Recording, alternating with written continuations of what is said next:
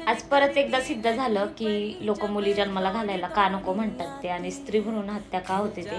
जर जन्माला घालून 3 वर्षात त्या मुलीच्या सोबत असं काहीच होणार आहे तर कोणत्या आई वडिलांना आवडेल की आपण मुलगी जन्माला घालावी. आज माझ्याही घरात एक मुलगी आहे म्हणून ती तळतळ लागली.